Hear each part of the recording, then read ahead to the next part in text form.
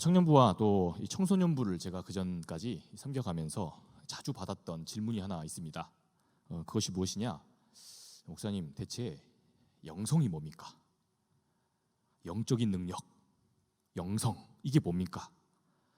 이 말의 의미가 아주 명확하게 잘 와닿지가 않는다는 겁니다. 교회 다니는 사람들은 대부분 이 말을 씁니다. 영적이다. 이 사람 영적인 사람이네. 이 영적으로 이게 충만하지 않아. 그런데 많이 듣고 많이 쓰지만 정작 이 말의 의미만큼 명확하게 정의할 수 없는 단어도 없습니다. 그래서인지 이 세상 밖에서는 잘 활용되지 않는 단어다 보니까 이 말을 쓰기가 참 난감한 또 난처하고 또 거부감마저 때로 들기도 합니다. 그런데 학부 시절에 제가 한 책을 보다가 이 영성에 대해서, 영적인 능력에 대해서 아주 이렇게 잘 이해가 되게 정의했던 한 그 문구가 있어서 소개를 합니다. 이런 문구였습니다. 인과율의 그 질서, 이것을 벗어나게 하는 힘이다.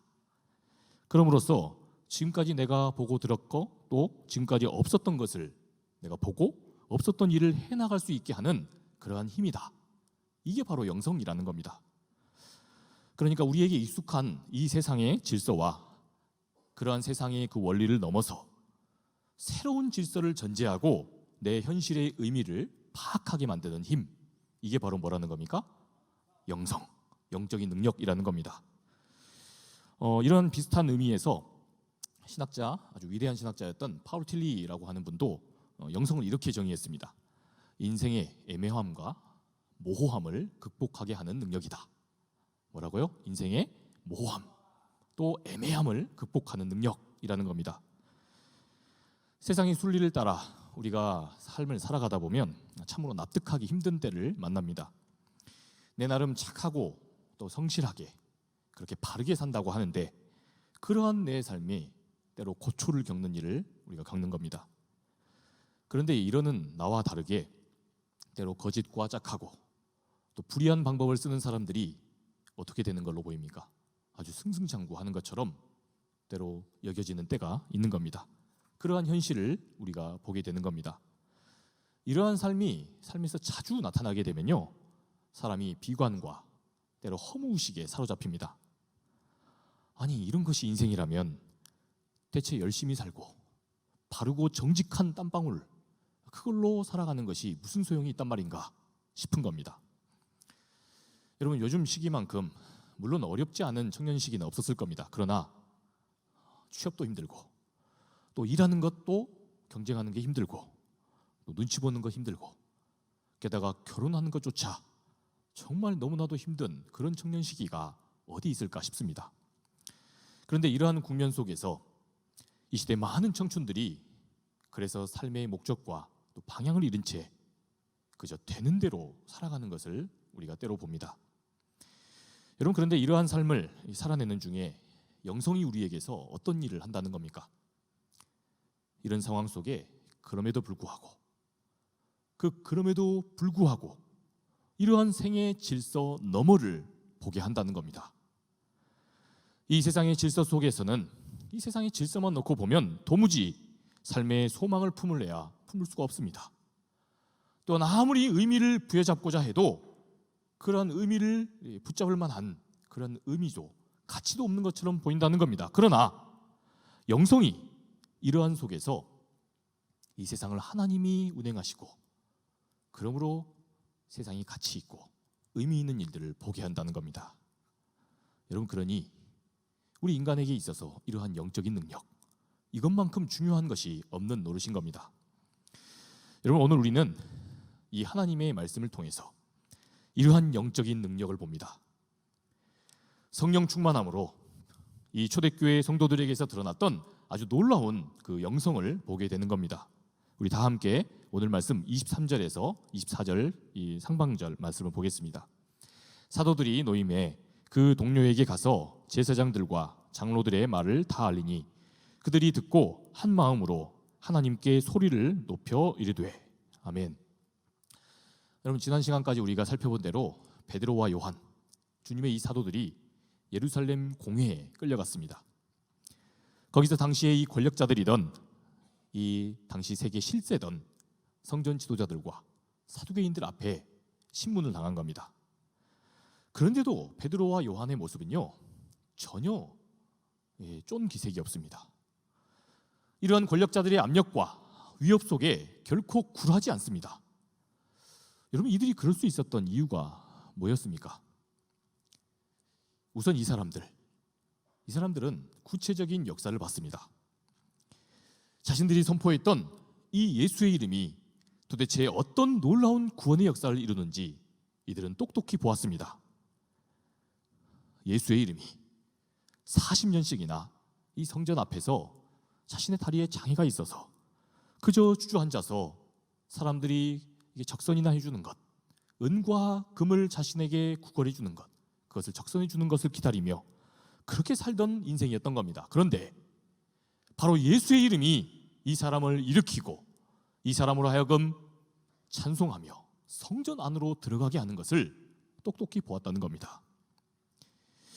여러분, 그래서 오늘 말씀은 그렇게 풀려난 베드로와 요한이 자기의 동료들에게 갔다고 말합니다. 그리고 주의 이름으로 모인 이 동료들에게 그간 있었던 일들을 다 이야기해 준 겁니다. 그리고 나서 이들이 제일 먼저 한 게 뭐냐 하면요, 그것은 바로 하나님의 그 사람들과 모여서 주님께 소리를 높였다는 겁니다. 소리를 높여 뭐 했답니까? 이들이 기도했다는 겁니다. 여러분, 바로 이것입니다. 이것이 바로 초대교회 성도들이 소유하고 있었던 그런 영적인 능력이었답니다. 다른 것이 아니라 함께 모여서 자신들의 삶의 그 상황을 두고 기도했다는 것, 이것이 바로 이들에게 있어서 아주 탁월한 영적인 능력이었다는 겁니다. 이런 표정일 줄 알았습니다. 아마도 이 말씀을 들은 여러분 다들 그게 무슨 능력이란 말인가, 그냥 눈 감고 손 모으고 기도하는 거 다 할 수 있는데 풀려나자마자 같이 기도했다는 게 무슨 이게 탁월한 영적인 능력이냐 싶을 겁니다. 어째서 그게 영적인 능력이냐? 여러분, 어떤 의미에서 그런 것인지 우리 다 함께 지난주 말씀 본문이었던 이 4장 15절에서 17절을 보겠습니다. 명하여 공회에서 나가라 하고 서로 의논하여 이르되 이 사람들을 어떻게 할까? 그들로 말미암아 유명한 표적 나타나는 것이 예루살렘에 사는 모든 사람에게 알려졌으니 우리도 부인할 수 없는지라. 이것이 민간에 더 퍼지지 못하게 그들을 위협하여 이후에는 이 이름으로 아무에게도 말하지 말게 하자 하고. 여러분, 지금 예루살렘 성전 이 지도자들, 이들과 사두개인들이 어떠했습니까? 이들은 지금 베드로와 요한이라는 이 사람들이 일으킨 사건을 마주했습니다.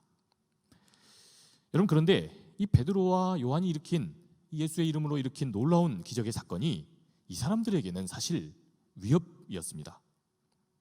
하나의 일종의 위기였던 겁니다. 여러분, 40년간 그 장애로 인해서 은과 금을 구걸하고 주저앉아 있었던 사람, 그 사람의 갑작스럽게 안목이 트였습니다. 그의 다리가 힘을 얻고 구걸을 하던 자리를 박차고 지금 당당한 유대 시민의 일원이 된 겁니다. 하나님을 찬송하고 하나님을 당당하게 예배하는 사람이 됐다는 겁니다. 그것도 누구의 이름으로 말입니까? 바로 이 성전 지도자들과 사두개인들이 억울하게 죽였던 그 예수의 이름으로 말입니다. 여러분, 그러니 이 사건은 그 자체로서 이 예수님을 처형했던 자신들의 그 불의한 처사가 다시 한번 주목을 받게 만든 사건이었습니다. 이처럼 이름 하나 선포한 것 가지고 사람이 일으켜지는, 사람이 치유되는 그러한 이름이 누구의 이름입니까? 바로 예수의 이름인데, 그런데 그러한 예수님을 도대체 이 성전 지도자들과 사두개인들은 왜 죽이게 되었는가? 사람들이, 이 제자들이 일으킨 사건을 통해서 다시 이것을 주목하게 됐다는 겁니다. 여러분, 그러니까 이 사람들 가만히 두게 되면 어찌 되겠습니까? 자신들의 불의가 그대로 드러나고, 그렇게 불의로 얻은 자신들의 권력, 이 모든 것들이 위협을 받고 또 위태롭게 되는 겁니다. 자신들이 그렇게 얻은, 그처럼 부당하게 얻은 권력과 기득권이 흔들리는 겁니다.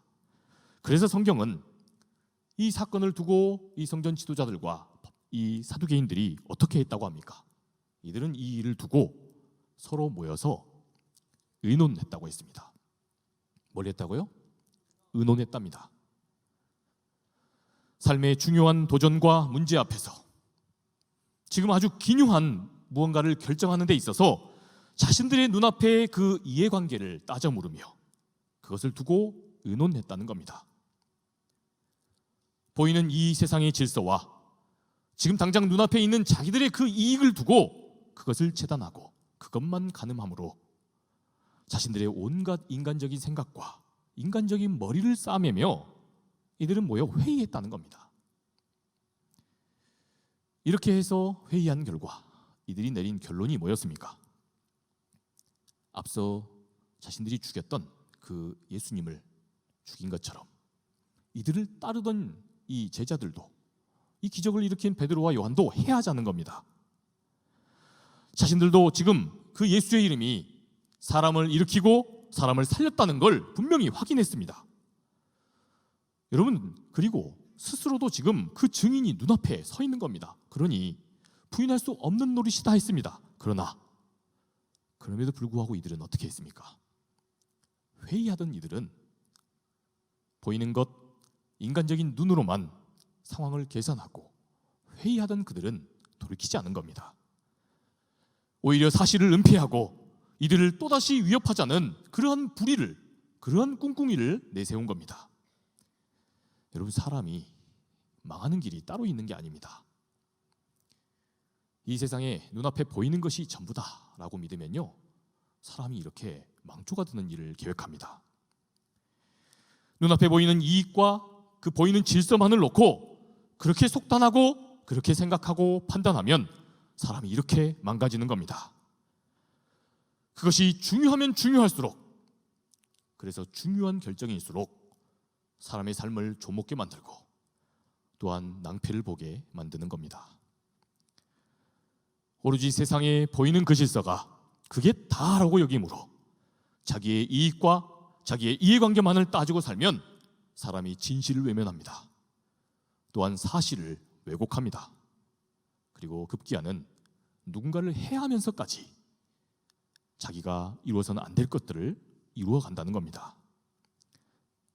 여러분, 더욱이 오늘 성경은 그렇게 자기들의 이익을 끝까지 지키고자 그렇게 회의하며 나아갔던 사람들이 누구였다고 말합니까?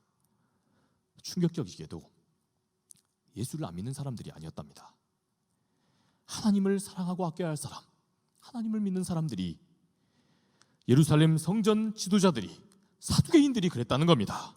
여러분, 그러니까 주의 이름으로 모였다고 하는 사람들도 이렇듯 기도하지 않고 결정하면 어떻게 된다는 겁니까?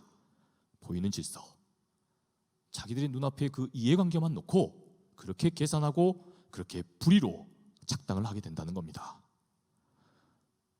여러분, 그런데 오늘 말씀을 보면 이러한 성전 지도자들과 다르게 초대교회 성도들은 어땠습니까? 여러분, 이들은 기도하던 사람들이었습니다. 초대교회 성도들은 아주 중요한 인생의 기로에서 기도하는 공동체였다는 겁니다. 여러분, 이것이 바로 이들을 탁월하게 만들었던 영적인 능력이었다고 오늘 말씀은 우리에게 이야기합니다. 우리 다시 한번 24절 말씀을 보겠습니다. 함께 읽습니다. 그들이 듣고 한 마음으로 하나님께 소리를 높여 이르되 대주제여 천지와 바다와 그 가운데 만물을 지으신 이시오. 아멘. 여러분, 이들이 기도하던 것이 대체 이들에게 어떻게 탁월한 영적인 능력이 되었다는 말입니까? 무엇보다도 기도하던 이들은 보이는 질서가 아닌 하나님을 대주제로 보았다는 겁니다.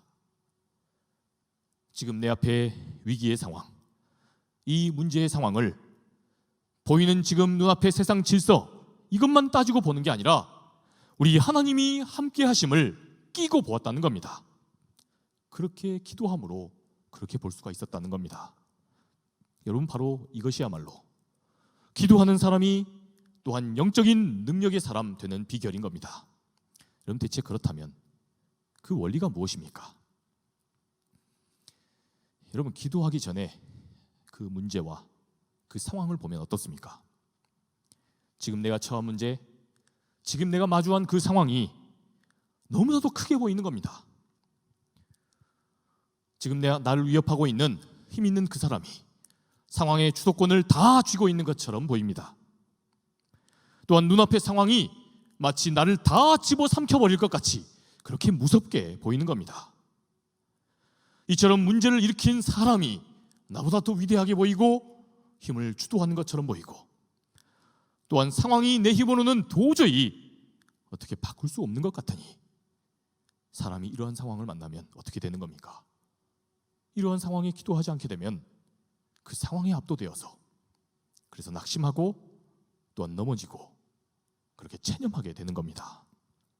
여러분, 그런데 사람이 기도하게 되면 가장 먼저 무엇이 바뀌는 겁니까? 여러분, 제대로 기도해 본 사람은 압니다. 나의 이 구체적인 그 문제 또한 그 상황을 두고 기도를 제대로 한번 씨름하며 해본 사람들은 누구나 압니다.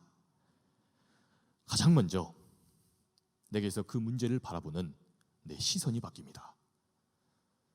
여러분, 기도하고 나서 그 응답이 없음, 그게 사실 우리에게 진짜 힘든 것이 아니고요, 사실 기도하면 가장 먼저 그 문제를 보는 내 시각이 바뀌는 겁니다. 하나님이 지금 내 문제, 나의 그 상황 직접 그것을 해결하시기 전에 이미 기도하고 나면 무엇보다 뭐가 바뀝니까? 상황을 보는 내 전제와 내 시선이 변하는 겁니다. 지금 무엇보다도 나의 이 문제를 나 혼자 감당하고 있지 않다는 것을 사람이 확신하게 됩니다. 기도하면 지금 여기에 누가 계시다는 것을 볼 수 있게 됩니까? 바로 하나님이. 우리 하나님이 여기 계신다는 것을 보게 되는 겁니다. 하나님이 그래서 내 인생의 순풍 속에만 함께 하시는 것이 아니라 내 인생이 역풍을 만난 사이, 아니 내 인생이 폭풍을 만난 중에도 여전히 이러한 인생 한복판에도 나와 함께 계심을 확신할 수 있게 되는 겁니다. 그렇게 되면 사람이 가장 먼저 바뀌는 건요, 그 문제를 직면할 힘을 얻습니다. 피하고 싶고 당장이라도 외면하고 싶고 부인하고 싶고 떠나고 싶은 그 문제를 다시 직면할 수 있는 그러한 힘을 얻는 겁니다. 그리고 더 이상 그 문제를요, 이제는 그저 비관적으로만 보지 않는 눈이 생기게 됩니다. 왜요? 여기 하나님이 계시니까요. 상황과 나보다, 또 상황과 문제보다 더 크신 하나님이 함께 하심을 보게 되니까 그렇습니다. 오로지 자신의 문제를 그래서 전심으로 씨름하며 기도해 본 사람만 이걸 압니다.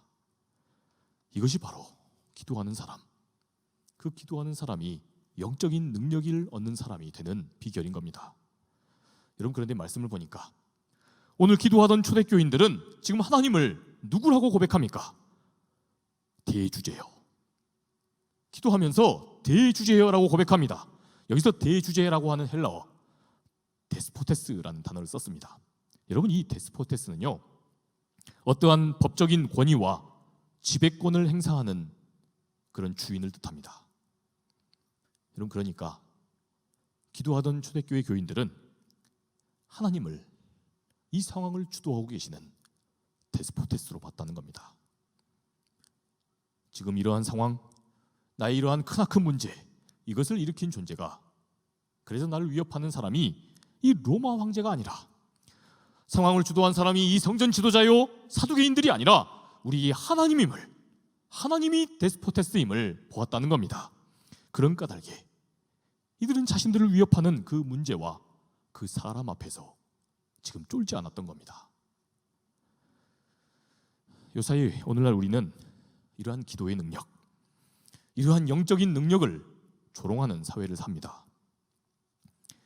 무신론의 투사로 알려져 있는, 한 번쯤은 다 들어보셨을 겁니다, 리차드 도킨스라고 하는 이분을 비롯해서 많은 무신론자들이 우리의 기도하는 그 모습을 일종의 나약함의 그런 표상으로 봅니다. 일찍이 프로이트는 종교를 뭐라고 했냐면요, 열등감이 투사된 것이다, 인간의 그 심리적인 열등감이 투사된 거다, 이렇게 보았습니다. 이러한 프로이트의 그 정서를 따라서 확실히 현대인들은 이처럼 기도하는 우리를 마치 열등감에 사로잡힌 사람처럼 봅니다.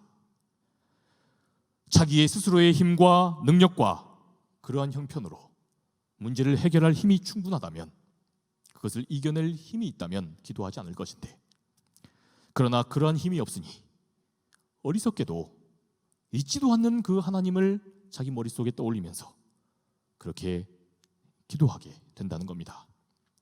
어리석음으로 그러한 기도의 행위를 한다는 겁니다.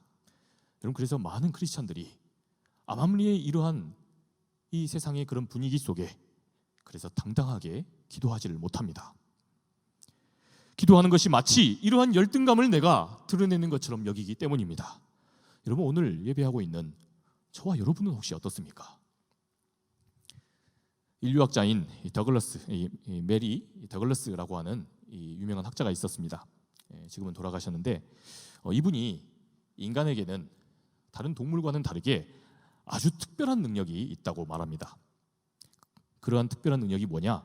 그것은 바로 사물을 인격화해내는 습성이라는 겁니다. 뭐라고요? 사물을 인격화해내는 습성.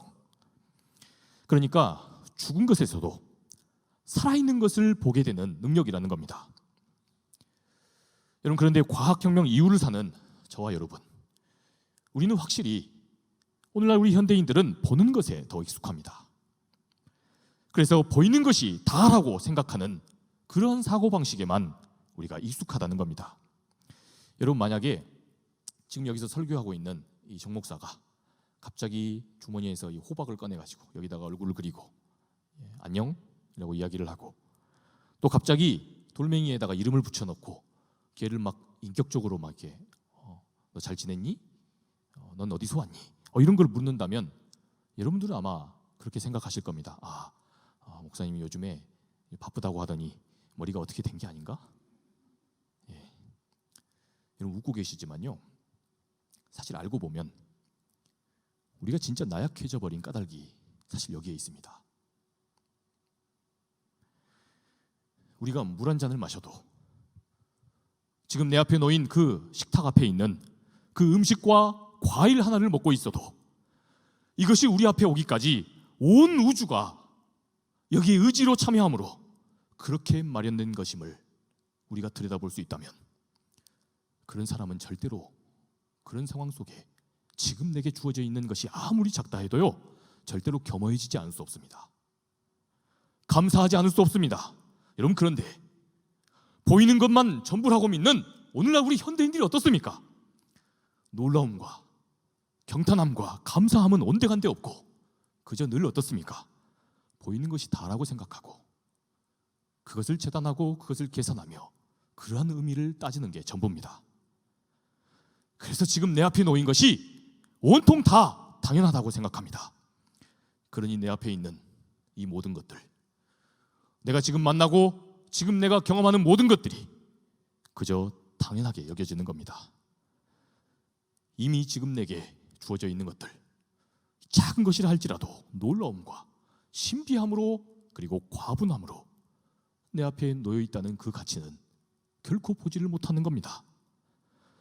그렇게 늘 욕구불만에 사로잡혀서 내가 누리지 못하는 것, 내가 상대적으로 잃어버린 것 같은 그것만 안타깝게 보이는 겁니다. 여러분, 이 모든 것이 무엇 때문입니까? 우리 하나님께서 우리 인간에게만 부여해 주신 그러한 영적인 능력을 우리가 상실해버렸기 때문입니다. 우리가 사물과 사태를 인격화함을 넘어서 그것을 영적으로 읽어낼 수 있는 그러한 힘을 우리가 다 상실해버린 탓입니다. 그러니 보이는 것들만 계산하고 그것들로만 빨리 판단하고 속단하면서 비관하는 겁니다. 그렇게 우리가 사람을 평가하고 그래서 함부로 말하고 그렇게 인간관계를 맺고 있기 때문입니다. 그 사람 안에 드리운 하나님의 형상을 보지 못하고 그 사람 안에 있는 신비를 읽어내지 못하는 겁니다. 여러분, 이것이 바로 우리에게 비극인 겁니다. 여러분, 그러니 이 메리 더글라스의 말이 틀린 게 아닙니다. 상상하는 능력은 우리가 또 다른 세계를 읽어낼 수 있고 그것을 들여다볼 수 있는 힘이요, 확실히 능력입니다. 여러분, 이것이 있으니 사람이 허구로 소설을 창작하고 또한 시를 쓰므로 우리의 인생의 어려운 상황, 어려운 그런 현실을 만나서 이것을 이겨낼 수 있는 길을 찾고 그것을 함께 나누는 겁니다. 그렇게 온갖 삶의 시련을 그러한 상상력으로 이겨내는 겁니다. 그렇게 결코 세상에서 소진되지 않는 그런 삶의 의미들을, 우리의 인간성이 나아가야 할 그 길을 밝혀내며 그렇게 우리 삶에 일조하는 겁니다. 여러분, 그러니 진짜로 미개한 건요, 이처럼 사물을 의인화하고 상상하는 게 아닙니다. 오히려 보이는 게 다라고 믿는 태도입니다. 그게 전부다. 그래서 빨리 속단하고, 그래서 빨리 체념하는 것이 진짜 미개한 사고인 겁니다. 여러분, 영적인 능력, 기도하는 능력이야말로 이러한 능력과 결코 다르지 않습니다. 사태를 의인화해서 볼 수 있고, 기도함으로 영적인 질서를 읽어내는 것만큼 인간이 주변 세계와 탁월하게 관계 맺는 능력이 세상에 없다는 말입니다. 여러분, 오직 기도하는 사람만이 사건 이면에 드리워 있는 무엇을 보는 겁니까? 하나님의 일하심을 보는 겁니다. 하나님의 일하심의 그 손길을 보게 되는 겁니다.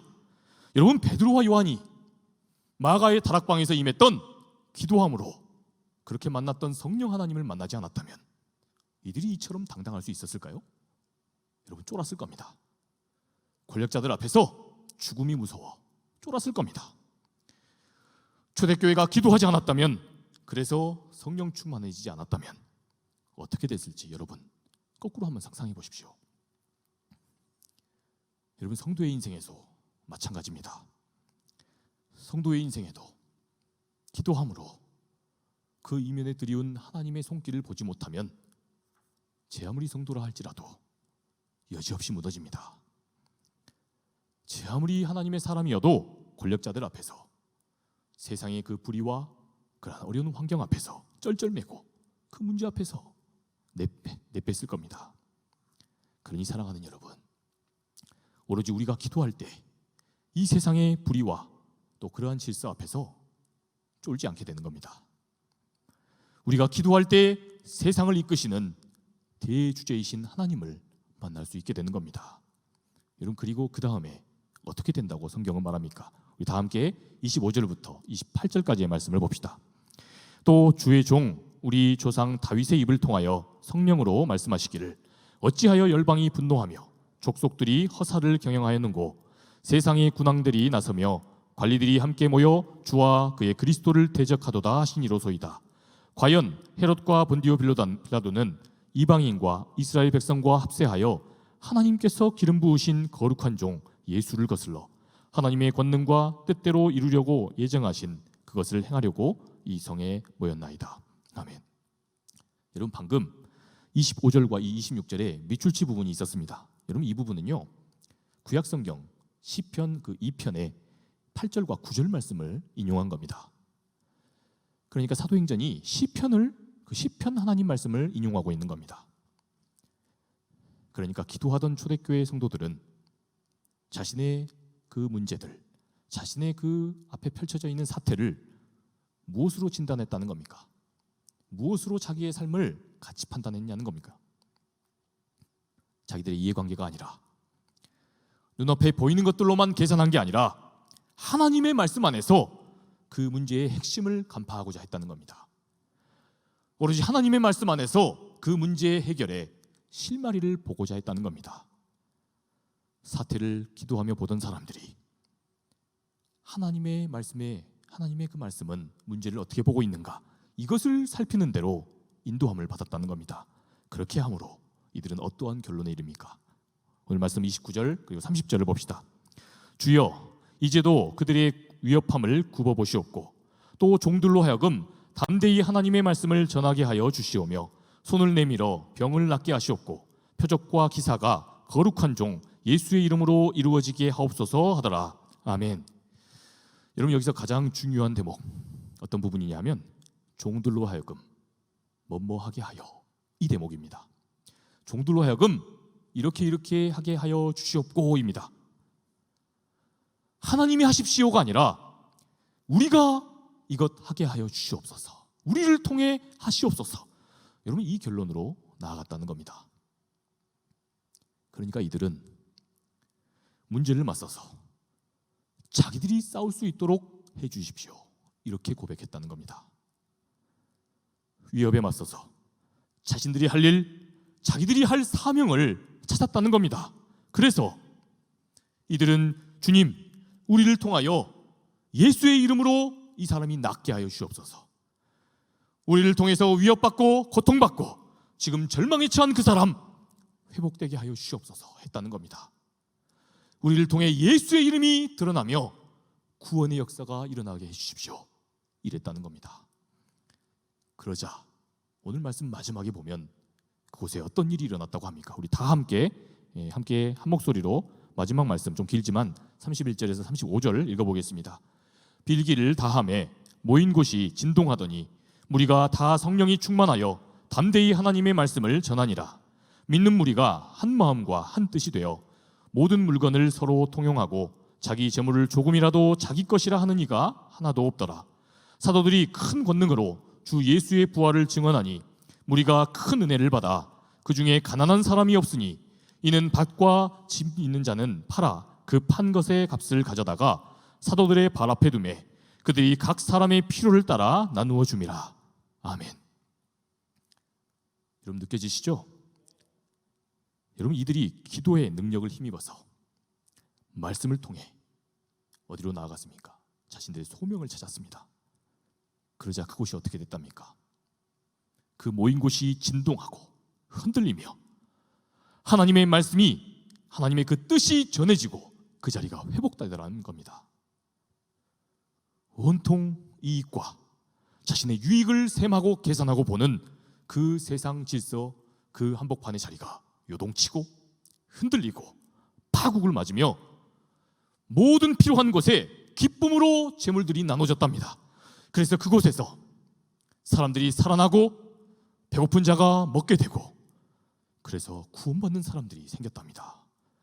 여러분 그로 인해 이 초대교회 시절 아주 만성적인 사회적인 문제였던 그러한 어려움들, 가난과 비위생과 그로 인한 수많은 질병들과 그리고 또한 권력과 이런 위협들 속에서 자기의 삶이 완전히 무너지고 자신의 인간성이 무너진 사람들이 구원을 얻었다는 겁니다. 여러분 이것이 바로 오늘 말씀의 결론입니다. 사랑하는 청년 여러분, 우리가 중요한 문제를 기도하지 않고 보게 되니까 자꾸만 의심만 커지는 겁니다. 그저 멀리서 관망하며 하나님이 있는데 세상에 왜 이런 어려움들이 있는가? 하나님이 역사를 주관한다는데 왜 상황이 이렇게만 돌아가는 것인가? 왜 이렇게 불의한 건가? 싶은 겁니다. 그러다가 그 상황이 이제는 나를 덮치게 되면 어떻게 됩니까? 여지없이 믿음이 흔들리고 그렇게 현실만 재단하며 보는 사람들은 여지없이 그렇게 망가지게 되더라는 겁니다. 그러나 기도하는 사람은 문제를 만나면 오히려 내 할 일을 찾습니다. 하나님이 버젓이 세상에 살아계신데도 세상에 이러한 일이 있다면 이것은 필시 지금 내가 할 일이 있는 거다. 우리 교회가 지금 할 일이 있는 거다 하게 된다는 겁니다. 지금 하나님이 나를 통해 지금 이 아픈 곳을 싸매시고 이 환난 만난 내 옆에 있는 내 친구와 내 가족과 이 이웃을 지금 돕게 하심이 분명하다. 이러한 소명으로 나아가게 된다는 겁니다. 그러니 사랑하는 여러분, 바라기는 우리 청년들 한 사람 한 사람, 여기 모인 저와 여러분 모두가 이러한 은총에 붙들리는 사람들 되시기를 축복합니다. 우리 각자의 자리에서 여전히 세상은 많은 문제를 끼고 있습니다. 그 문제들 하나하나 우리가 기도로 맞서면서 우리 각자에게 하나님이 풍부하신 그 모든 사명들을 찾아 나아가시는 저와 우리 여러분 모두가 되시기를 주님의 이름으로 축복합니다. 그리하면 반드시 우리 하나님께서 우리가 결단한 그 이후에 머지않아 보여주실 줄 믿습니다. 무엇이냐? 우리가 선포하는 그 예수의 이름이 어떻게 사람을 살리는지, 우리가 오늘 말하는 그 예수의 이름이 어떻게 사람을 살리며 다시 회복하며 또한 구원하는지 말입니다. 바라기는 그러한 역사가 돌아오는 한 주도 날마다 우리 가운데 넘쳐날 수 있기를 주님의 이름으로 축복합니다.